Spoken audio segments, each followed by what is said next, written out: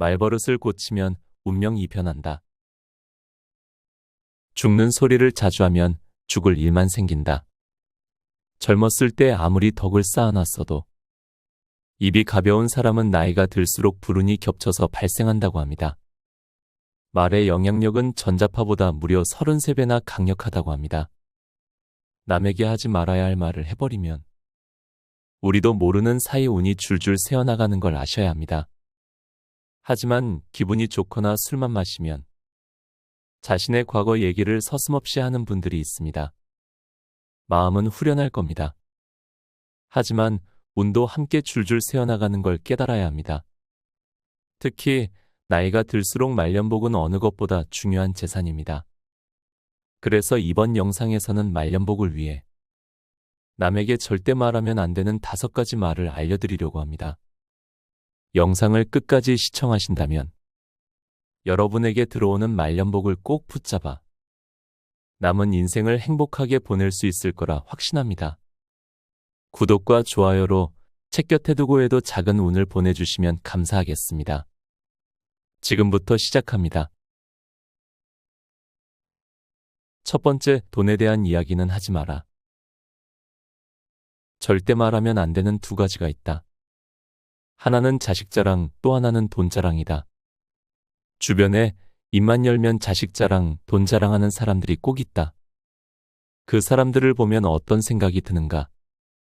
원래 갖고 있던 정도 떨어져 나간다. 이유는 간단하다. 자랑은 질투를 부를 수밖에 없다. 특히 친한 친구일수록 돈 자랑은 더 조심해야 한다. 친한 친구였는데 세월이 흘러서 나보다 더 금전적으로 여유 있다고 엄청 잘난 척을 하더라고요. 그 순간 평생 친구는 없다고 느꼈어요. 말 한마디에 사람을 잃을 수 있다. 다시 말해서 내가 여태까지 쌓아온 운을 스스로 걷어차버리는 격이 된다. 혹시 진짜 내가 금전적으로 여유가 있다면 꼭 이렇게 행동하라. 여유를 보여줘라. 사람들에게 돈을 보여주는 것이 아니라 여유를 보여줘야 한다. 진정으로 여유가 있는 사람은 돈 이야기를 하지 않아도 자연스럽게 여유가 몸에 스며들어 스며나온다. 나의 작은 습관들에서 기품이 드러나는 것이다. 다시 말하지만 돈은 있어도 없는 척, 알아도 모르는 척을 해야 한다. 그렇지 않으면 나도 모르는 사이 모아놓은 운이 술술 새어나간다. 2번째, 과거에 있었던 일을 말하지 마라. 나이가 들었는데 옛날 이야기 밖에 가진 것이 없을 때 당신은 쓸쓸해진다. 사람 중에 유독 자신의 삶만 더 불쌍하다고 여기는 사람이 있다. 그래서 남들이 무슨 말을 할라치면 그건 세 발의 피라는 식으로 남의 얘기를 자르고 자기가 겪은 고초만 이야기를 한다. 그래서 자기가 가장 어려움을 극복하고 살아왔다고 하면서 자신을 연민한다. 거기서 얘기가 마무리되면 그나마 다행인데 이런 사람 대부분은 자기의 연민을 무기로 삼아 상대를 겁박하기도 한다. 자기만한 아픔이 또 어디 있냐며 연민을 장사하듯 내두르는 것이다. 보기 민망하다. 남보다 더 어려운 역경을 딛고 살았으면 그것으로 됐다. 그것을 마치 무슨 훈장이라도 되는 양버젓이 내걸고 상대를 오히려 약자로 취급하려는 모양새는 썩 보기 안 좋다. 사람은 나름대로의 생이 있다. 같은 조건이나 같은 환경으로 살지 못하기 때문에 삶은 그 다양성만큼이나 개별적인 차이를 갖는다. 그런데 자기만이 최고의 아픔이고 역전의 용사인 척 행세하는 것은 꼴불견이다. 자신은 한없이 이해받아야 하고 자신은 누구보다 위로의 대상이라고 여기는 것도 자만의 일종이다. 특별함은 누구에게나 있는 것이지 자기만의 전유물이 아니다. 그럼에도 자기의 연민에 쌓여서 남이 겪은 고통은 하찮게 생각하는 것이 안타깝다. 그런 사람은 보기보다 자기 주장이 강하다. 고집이 세며 자기 연민을 그 어떤 자랑거리 이상으로 생각해서 남에게 정신적인 강요를 하는 것이다. 내가 이렇게 살아왔는데 나를 왜 대접하지 않느냐는 식이다. 마치 자신이 음치인 줄 모르고 합창을 하면서 괴성을 지르는 것과 같다. 자기 삶이 소중하고 아름답다면 타인의 생도 그러하리라 인정해야 한다. 나만 힘겹게 인생사를 살아왔다는 자부심 내지 연민을 가진다면 타인과 공동체 의식을 갖기가 수월치 않은 사람이다. 환경을 탓하기 전에 누구나 생에 부여받는 희로애락의 크기는 일정하다고 생각된다. 다만 그것을 어떻게 분배하고 살아가느냐가 인생의 관건이 되는 것일 테다. 그러니 자기만 억울하고 자기만 상처가 크고 아프다고 여기는 것은 그만큼 기쁨과 즐거움에 적은 분배를 했다는 우매함을 드러내는 꼴이다. 이러한 것은 성숙하지 못한 유아기적 발상의 전환이다. 세 번째, 카더라는 절대 말하지 마라. 수다를 이용해서 남을 씹는 사람이 간혹 있다. 그것은 불확실한 사실을 카더라로 옮기는 바이러스 같은 통신원이 있다는 말이다. 주변에 보면 꼭 그런 사람 한둘이 있다. 그런 사람과 섞여서 수다를 떨고 나면 찜찜하다. 분명 카더라 통신원이 다른 곳에서 좋지 않은 말을 마치 이스트를 넣은 빵처럼 부풀려서 옮기기 때문이다. 혹여 내가 그런 담당을 하고 있지는 않은지 살필 일이다. 누구나 말을 하기를 좋아한다. 더구나 새로운 소식을 먼저 전하고자 하는 욕심도 있다. 그런 때일수록 신중해야 한다. 사실 여부를 파악하고 그것이 어떠한 관념을 가진 것인지 알아야 하고 남에게 어떻게 들릴지 생각해야 한다. 말은 내가 하는 말이 다가 아니라 다른 사람이 듣는 말이 중요하다. 그래서 말을 하는 사람이 더욱 중요하다고 아리스토텔레스는 말했다. 말의 내용도 중요하지만 말하는 사람이 중요하다는 것이다. 말하는 사람은 말에 영향력을 가진다. 그 사람의 인격을 반영하기 때문이다. 그러므로 나는 주로 어떠한 말을 하는 사람인가? 어떻게 비치는 사람인가 자문이 필요하다. 그리고 그러한 자문의 카더라 통신원은 아닌지 깊이 생각해야 한다. 나는 근거가 없거나 부족한 사실도 남에게 말하는 사람인지 아니면 확실하고 좋은 뉴스를 전하는 사람인지 이번 기회에 자신을 성찰하기 바란다. 사람은 남을 통해서 자기 모습을 보기도 한다. 그래서인지 자신과 대면하기를 피하는 경우가 많다. 자기 모습에 실망하기 때문이다. 하지만 가끔은 자기 모습과 대면해서 자랑스럽고 당당하기를 바란다. 그러려면 쓸데없이 카더라 통신원이 되지 말아야 한다. 건강한 수다와 해로운 수다를 구분하는 일은 매우 중요하다. 낭비로 보일 정도의 건강한 수다는 괜찮다. 하지만 불확실한 사실을 덧입혀서 옮기는 바이러스 같은 말은 남을 해치고 결국 자신에게 해를 미친다. 건강한 수다가 아닌 바에야 카더라라는 말은 전파하지 말자. 사람이 없어 보인다. 불확실한 사실을 가지고 다니면 추레한 것이다. 네 번째, 걱정을 가장한 비난을 하지 마라. 우리 나이쯤 되면 노후 걱정을 화두로 내세울 때가 많다. 그러면 자기는 노후 걱정이 없다며 그런 걱정을 하는 사람을 무척이나 걱정해주는 척하면서 비난을 하는 경우다. 자기는 문제를 해결했으니 남의 문제에 대해서 연민을 갖는다는 식이다. 하지만 내가 보기엔 경제적 해결은 했는지 모르나 정신적 노후를 전혀 대비하지 못한 모습이다. 언제 철이 드나 할 정도로 말을 던져놓고 어떻게든 봉합하려고 아등바등하는 것을 보면 안타깝기 그지없다. 그리고 건강 문제에 관해서도 마찬가지다. 서로 어떤 식으로 건강을 유지하는지 설왕설래하는데 자기는 아무런 걱정 없이 건강하다고 한다. 그런 사람이 얼마 전에 감기로 되게 고생을 한 것을 알만한 사람은 다 아는데도 말이다. 아무리 말이 고파도 그렇다 할 말 안 할 말을 마구 해가며 감나라 대추나라 하는 것은 현명하게 사는 일이 아니다. 그리고 은근슬쩍 걱정을 해주는 척하면서 상대를 비난하는 것은 치졸하기까지 하다. 상대를 낮춰 자신을 올리는 수법은 가장 비열하게 자기를 알리는 일이다. 하수끼리는 통할지 몰라도 고수가 보기엔 아직 멀었다는 것을 안다. 자기 일에는 소원하면서 남의 일을 걱정해주는 척 은근히 비난을 일삼는 사람 말이다. 듣기에 따라서는 무척이나 인류애가 느껴지고 잠깐은 좋은 사람 이미지가 있겠지만 오랜 시간 같이 하다 보면 관계의 우호적인 걱정이 아니라 자기 만족을 위해서 상대를 비난하고 있다는 것을 알게 된다.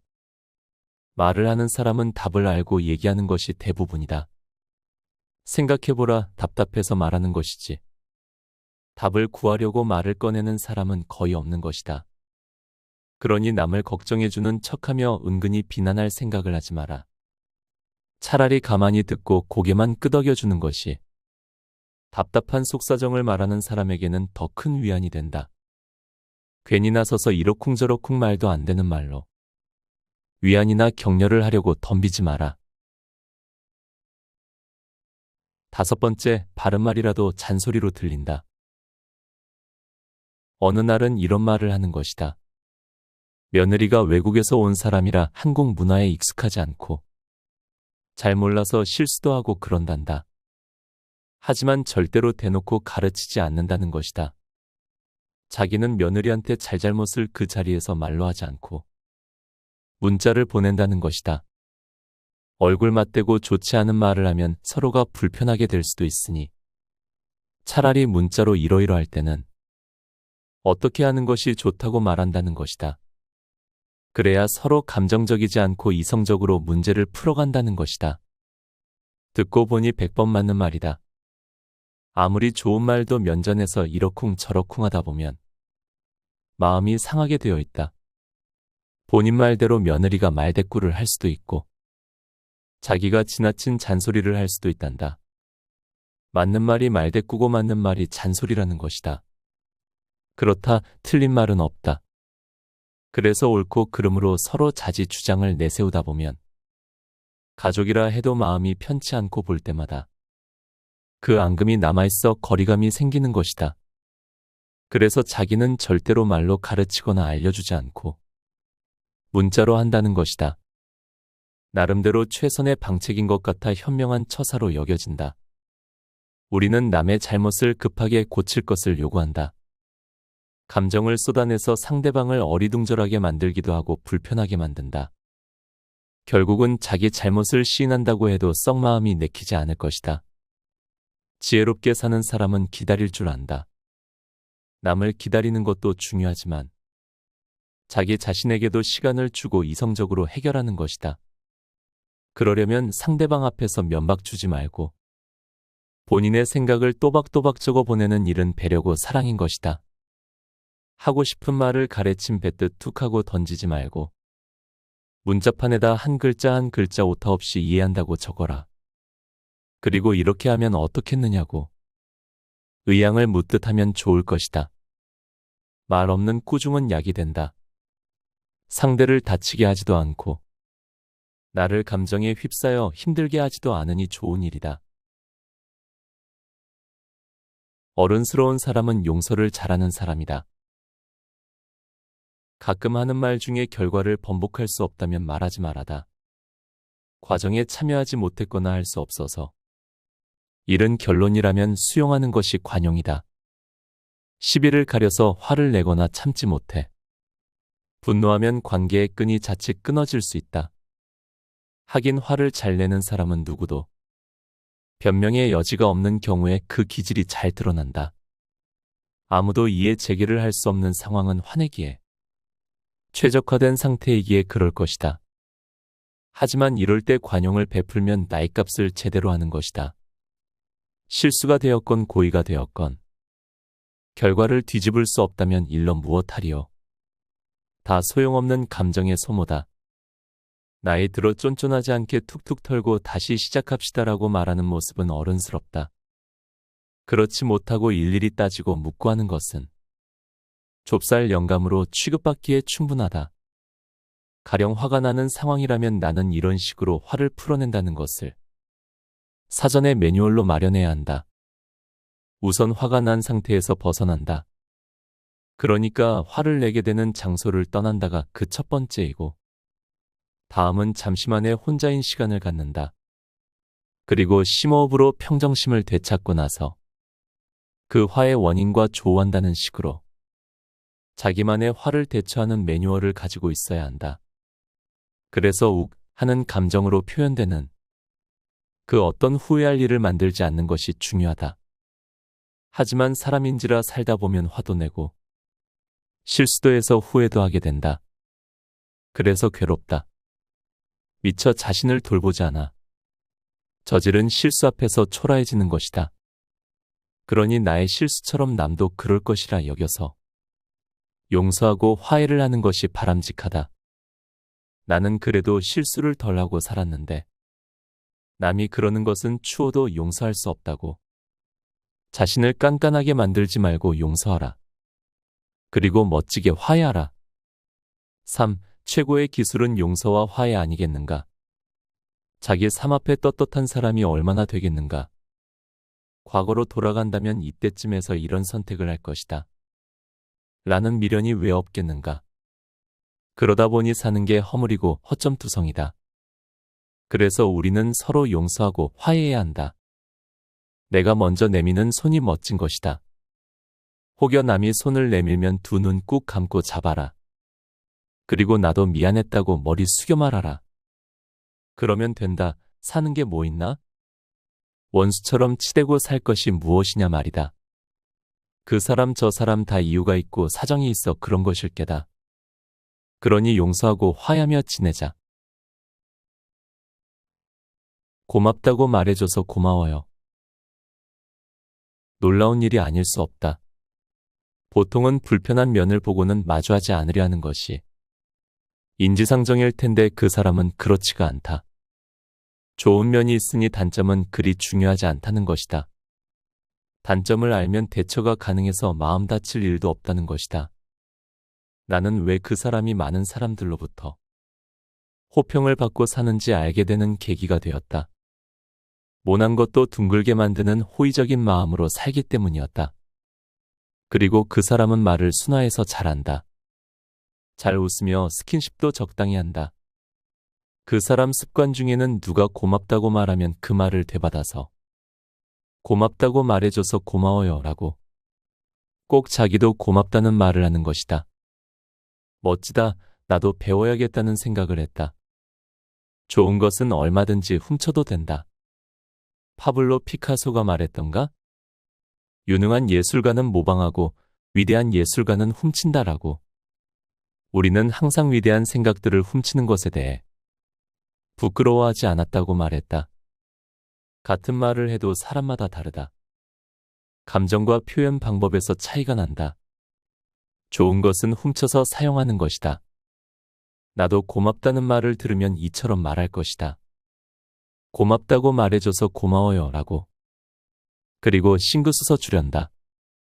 얼마나 멋진 말인가. 고맙다는 말을 되돌려 줄 수 있다는 것이 사람은 나눌 때 함께하는 것이다. 움켜쥐는 것은 아집의 행태이다. 배울 것이 있는 사람에게는 마다 않고 배워야 한다. 나의 불문 장소 불문이다. 어디에서든지 누구에게건 배워서 나름대로 사용하는 것이 중요하다. 사람이 가진 단점이 아니라 장점을 보고 사람과 관계한다는 그 사람의 정신을 배워야겠다. 더구나 고맙다고 말해줘서 나도 고마워요 라고 말하는 습관도 멋지다. 훔쳐야겠다. 작가의 말, 수다는 가벼워야 한다. 수다는 솜털보다 가벼워서 남을 해치지 말아야 하며 웃음기가 섞여야 한다. 검은 구름처럼 음습하거나 퇴비처럼 썩는 냄새가 나서는 안 된다. 그리고 수다는 지속적인 미련이 없어야 한다. 그때 그곳에서 소화가 되어야 한다. 즐겁게 연을 날리고 나서 연주를 끊는 것처럼 수다는 조금의 미련도 남기지 말아야 한다. 그리고 수다는 남을 향한 화살이나 독소가 되면 안 된다. 자신이 삼키든 남이 삼키든 순한 물처럼 싱거워야 수다다. 그런 수다는 정신의 보약이다. 마음의 진정제고 나와 남이 하나가 되는 일체의 끈이다. 책 곁에 두고의 짧은 생각. 말버릇이라는 것은 생각보다 우리 삶에 굉장히 큰 영향을 미칩니다. 우리가 어떤 말을 자주 하는지, 어떤 말을 선택하는지는 우리의 사고방식과 태도를 반영하기 때문입니다. 다시 말해, 우리의 말버릇은 우리의 삶의 방향을 결정하는 중요한 요소라고 할 수 있습니다. 그래서 말은 자신이건 남이건 함부로 하면 안 됩니다. 철학자 비트겐슈타인도 말에 대해서 이런 명언을 남겼습니다. 말할 수 있는 것은 분명하게 말하라. 그러나 말할 수 없는 것에 관해서는 침묵해야 한다. 다른 사람과 이야기를 하는 건 건강한 삶을 위해 필요한 부분입니다. 말할 수 있는 건 분명하게 말하는 게 좋습니다. 하지만 남에게 말할 수 없는 것에 대해서는 벙어리가 되어야 합니다. 그렇지 않으면 나에게서 사람들이 멀어질 것이고 그건 결국 다가오는 운도 나에게서 멀어지게 됩니다. 저는 그런 생각이 듭니다. 나이가 들수록 운이 좋은 사람은 확 티가 납니다. 왜냐하면 그 사람의 말에서 운을 느낄 수 있기 때문이죠. 여러분도 이번 영상을 통해 좋은 향기가 남는 시간이었기를 진심으로 바랍니다. 함께 해주셔서 감사합니다. 책, 넌 늙어봤냐 난 젊어봤다를 읽고